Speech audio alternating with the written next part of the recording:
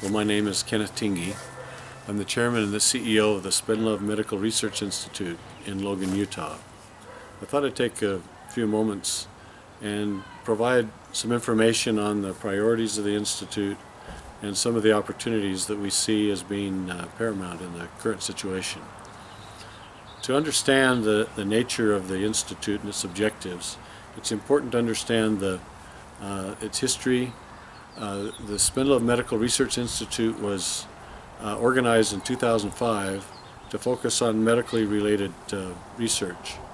The parent organization, or at least the original organization, I should say, was the Spendlove Research Foundation, which was organized in the late 1980s by Rex Spendlove and his family upon the sale of Heikelin Laboratories. The purpose of the Research Foundation was to do fundamental research with regard to health and human health in general. The activities of the Medical Research Institute were designed to focus on specific medical innovations that have been developed in terms of testing, multiplex testing and the like. The Institute continues to have this objective of looking at ways of improving health, and primarily looking at a scientific as opposed to a policy emphasis. Oftentimes in a particular country, like in the United States, health and medicine is organized according to policies, according to compromises that have been made of various kinds. And at times the perspective is that these compromises or these policies that have been developed are really the driving force in terms of people's health. The thing we need to keep in mind, though, is that nature never sat around the negotiating table when these compromises were made. And just because there have been, certain agreements made to approach health in certain ways, that doesn't mean that nature won't continue to do what nature does. Our approach is to really look at the science, and based on the nature of the science, let that be the driving force. So the Spendlove Institute is really focused on more of an international approach to health, to look at the science first and then to see how policy might be developed that would adapt to that science. It might seem to be a novel approach, but it makes sense to us, and that really is one of the factors in terms of our international perspective. The first major activity of the Spendlove organizations was to develop markers for early stage cancers, so that you would have information even before tumors formed. You would have information that the conditions existed within a person's body that would promote the growth of tumors. It's important to keep in mind that chronic diseases, cancer not being the exception, are actually created by the body. These aren't invasive activities at all. Now, in some sense, there may be mutations or other malformations that are induced, that are brought into the body, that start the process. But the process of creating tumors is very biological.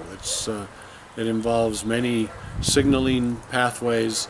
It involves a number of things that occur long before the cancers themselves are evident, long before, in terms of other chronic diseases, long before the diseases take hold. The body creates these conditions.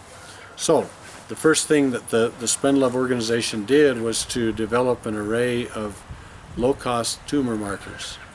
And then those products were introduced into the scientific community and into the medical community, and it was made clear quite quickly that the idea of these very low-cost tests was not really acceptable to the culture, wasn't acceptable in terms of the market for these kinds of products and services. And so Dr. Spendlove and the organizations had to really go to a plan B. Fortunately, in the technologies, in the development of these tumor tests, some unique technologies were developed, and those technologies have been organized into products and services that are being provided in the marketplace. And so, it wasn't a complete loss. Nonetheless, the original objective was to provide something that was more in tune with scientific possibilities. Now, in the 15 years or so since those tests were first available in the marketplace, there have been a number of changes. There have been scientific changes. The genome projects have completed out, and we have the findings from those projects.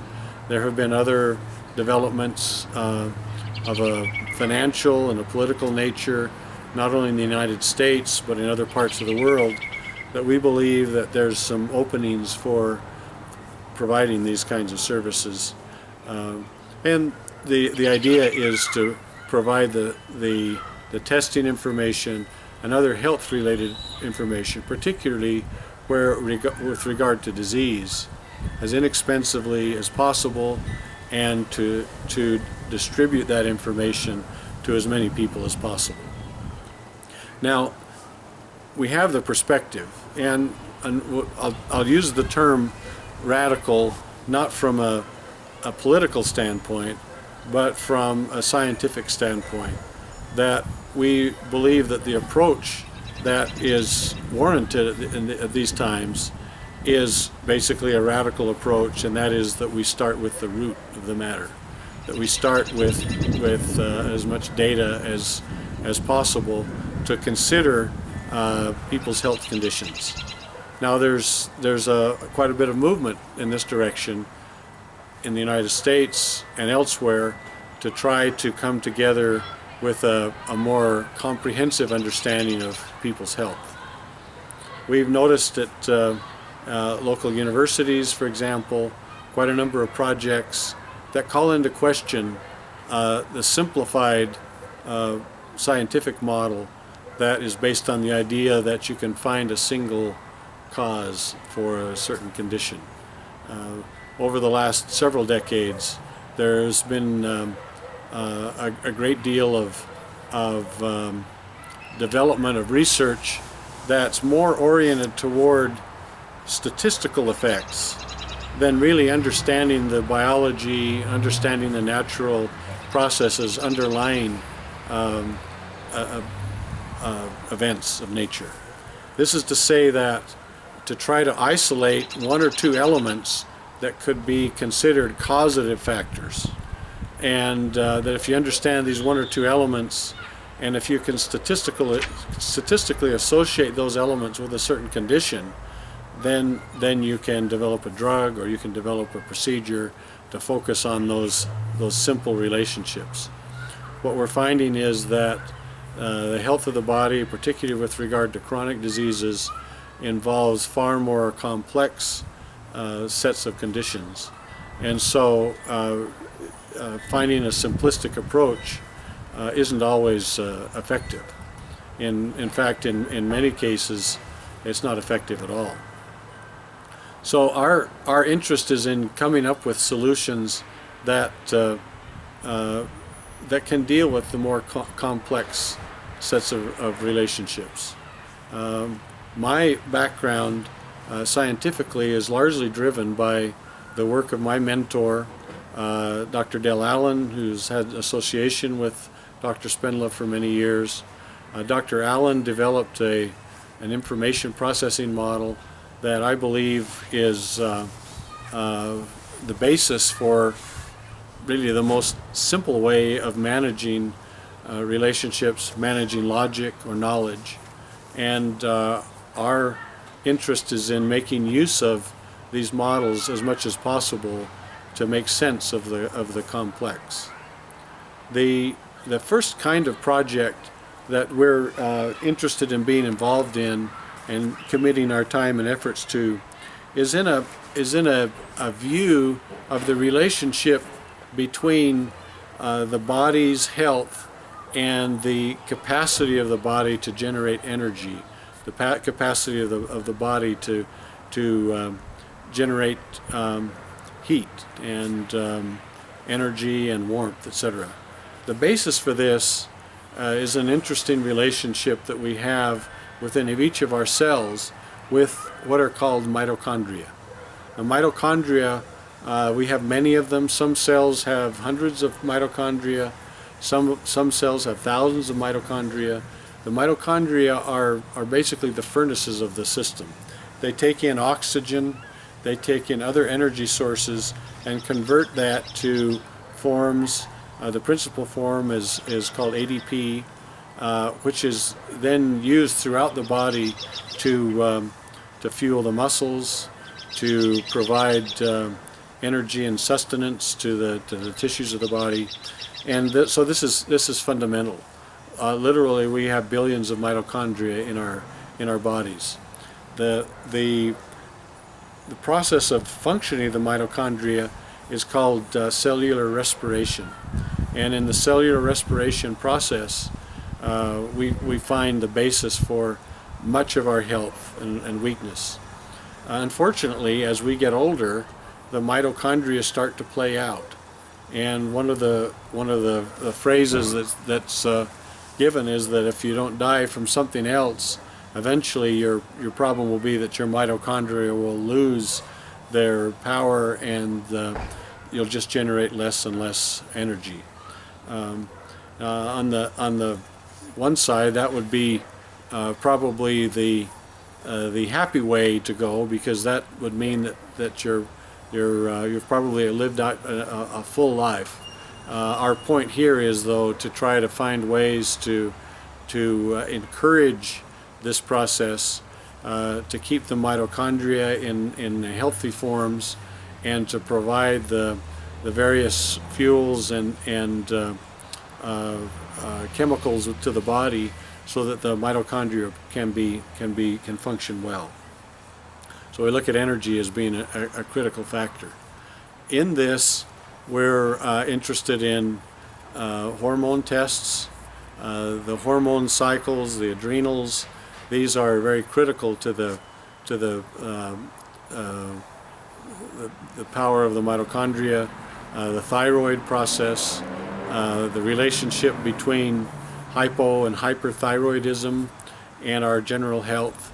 But the idea here is, if we can keep our general energy levels up, that's something that will feed our immune system, our health and vigor, and keep so that and help keep our system such that we're less subject to either chronic or invasive diseases. Related to this is the idea of resilience, and there's a good deal of research done in this area. The resilience is the combination of the mind, the body, and the spirit in providing an ongoing sense of health and vigor and strength. We're interested in studies and activities that relate to resilience as well as high energy stores. The second issue we're interested in is doing research where we're looking at complexity as opposed to simplicity. As I mentioned before, much research has been done in an effort to try to develop simplistic models where you've got one or two variables and one outcome, and that you can make a statistical case that there's a relationship there, and hopefully in some case that there's a causative relationship. But we understand that things are more complex than this, and we wish to address these issues from the perspective of complexity. Much of my work in terms of system design has been based on this issue of managing complexity. Upon learning about the Allen model for using trees to design logic, I did a considerable amount of work even before I came back and got my doctorate in studying different forms of storing and managing logic. I found that there's a substantial literature called the event accounting literature that for the most part takes place in the accounting field. But back in the 60s, when computers were being used in organizations and the strengths and weaknesses of the traditional approaches were being evaluated, a lot of good ideas came out. At that period of time, the idea of a relational database was developed by Codd, and 1970 he had a publication in that regard.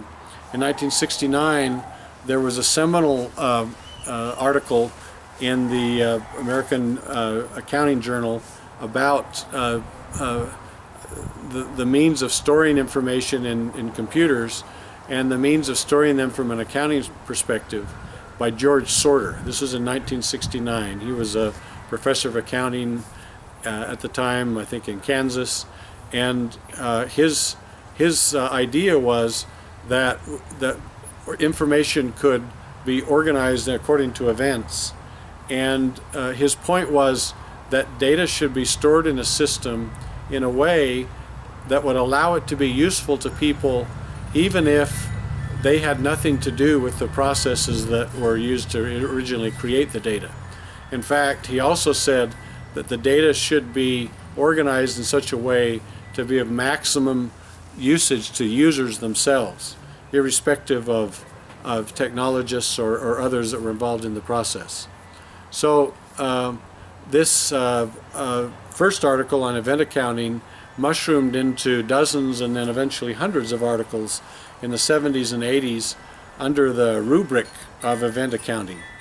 My observation was, in part informed by the nature of the trees, that in the late 70s and early 80s, the literature really, in terms of event accounting, departed from the fundamental principles that were laid out by Sorter, and even many of the principles of data structure that were laid out by Codd, and went into an area that involved arbitrary complexity. In other words, the system itself became hugely complex. And although this wasn't really emphasized in the literatures at the time, presumably the assumption was that in order to represent complex phenomenon, you needed to use complex tools. Now, maybe there might be something to that, but it wasn't tested. It wasn't really investigated, and the literature, I think, departed and really supported the idea of arbitrarily complicating, especially systems that involve large organizations. The net effect was, as we see evident in the commercial marketplaces, that the computerized systems that are used to support large organizations in themselves are overwhelmingly complex.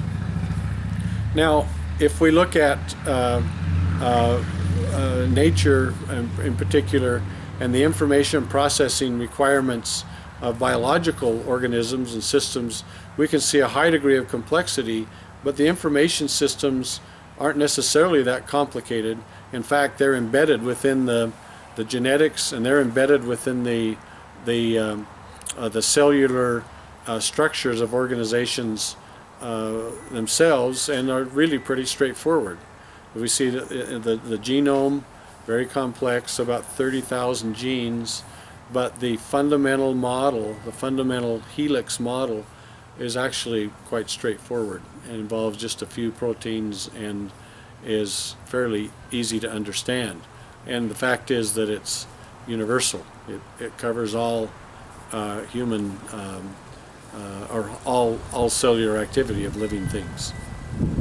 So this departure in the event accounting community, I think, has led to a high degree of confusion, not only in organizations in general, but particularly in the area of health and biological phenomenon.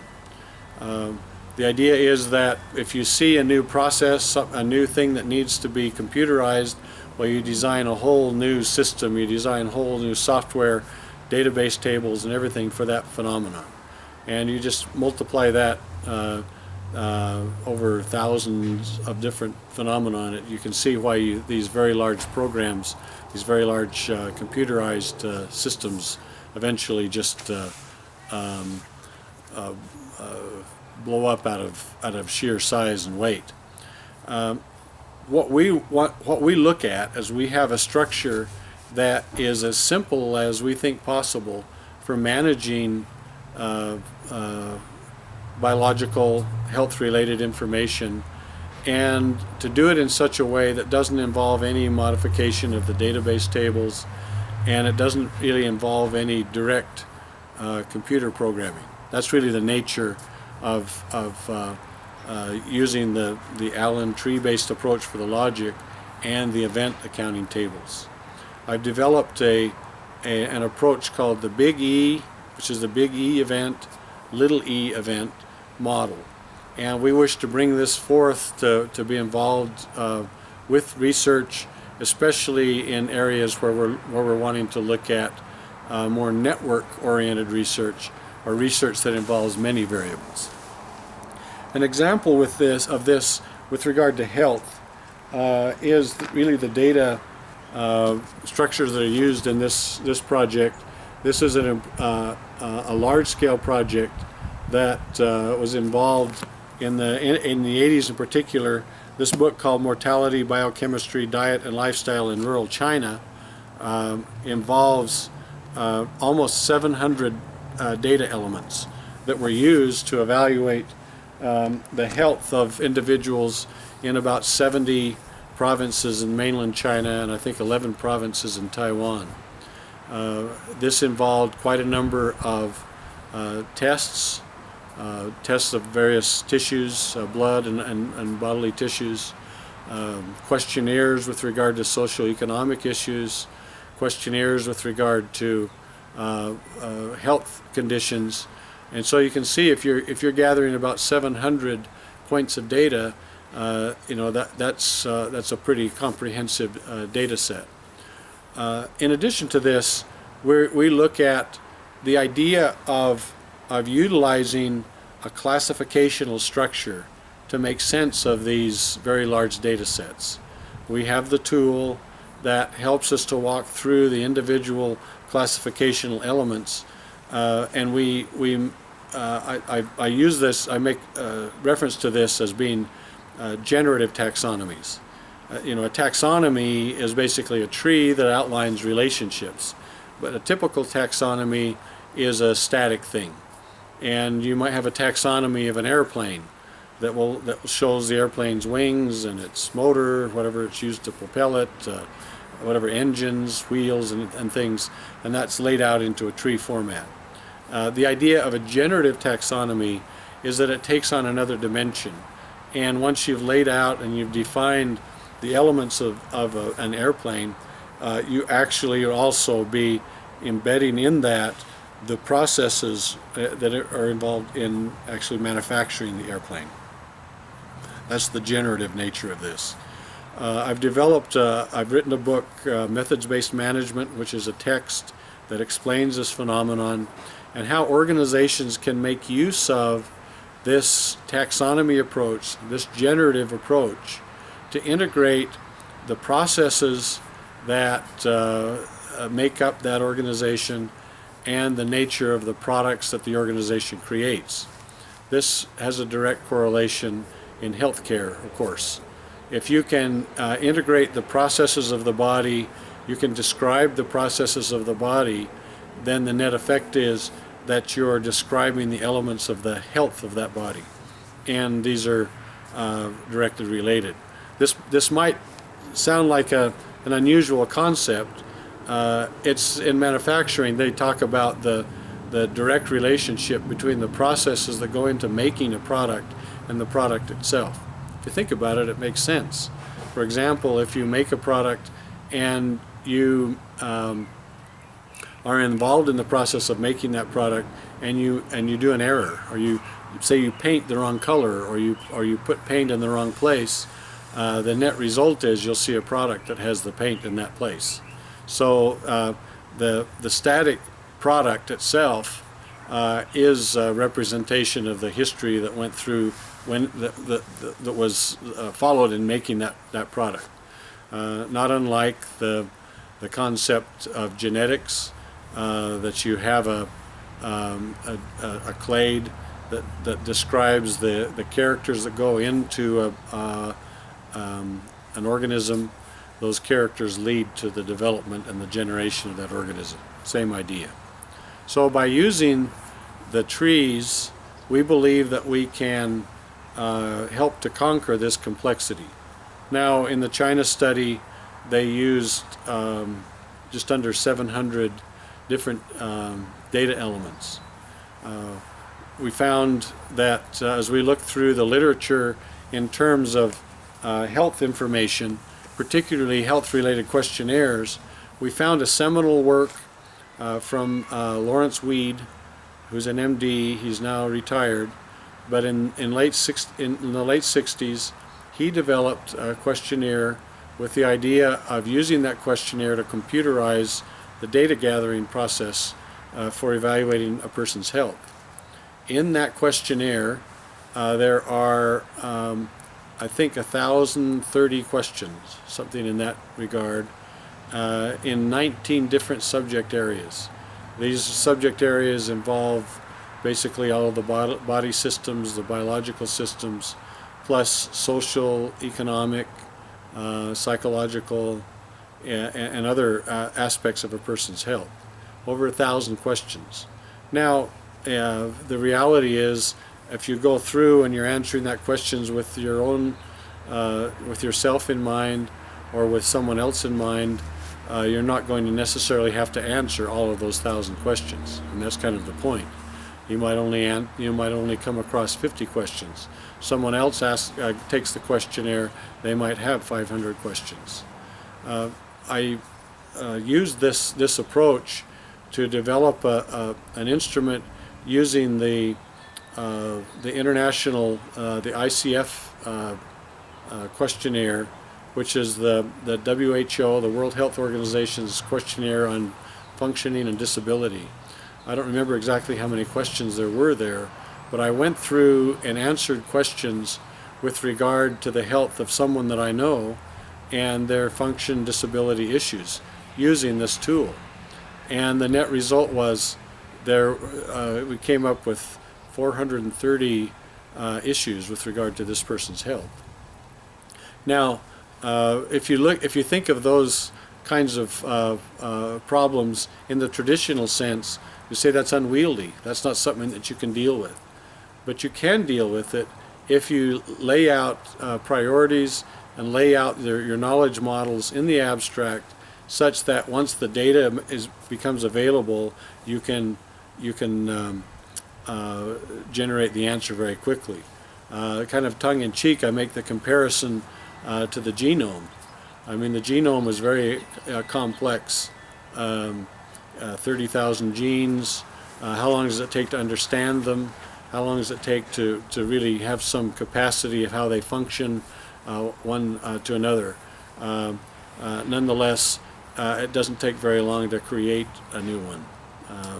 And I think that that's something that can be clear to all of us once we reflect on it. So the question is, dealing with complexity is something that is a priority for us, and we want to work with local organizations in this regard. Dr. Spendlove has harbored the desire ever since the beginning of the foundation to work using mass spectrometry approaches to understand the makeup of tissues, most particularly blood and other available sources of biological information.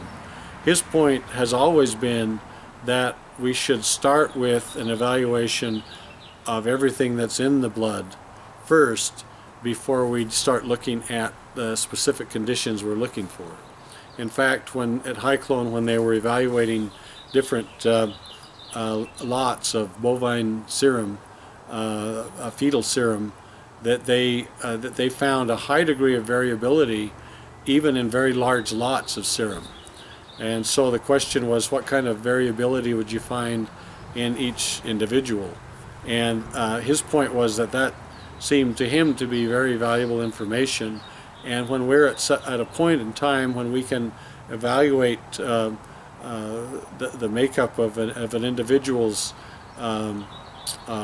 protein in the system on that level, using that form of data, we should do so. There have been many advances made in those technologies, in the preparation of the media, in the technologies themselves, so that we can have increased throughput. We believe this is a way of evaluating someone's health that makes a great deal of sense. To find out what's there and then interpret what's there, rather than to try to focus on certain tests and other items with very little data to support it.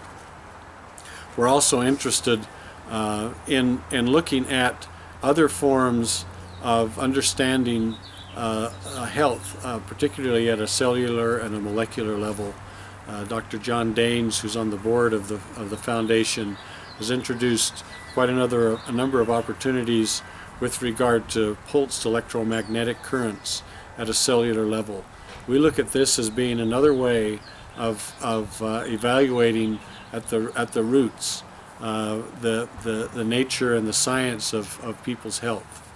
The purpose of the foundation, once again, or the institute, is to really investigate the science, to find ways of bringing the costs down of acquiring health-related data, trying to find ways of making sense of more data rather than trying to negotiate down or compromise the process with smaller and smaller amounts of data. We're located in Utah. Much of our research base is and will take place here.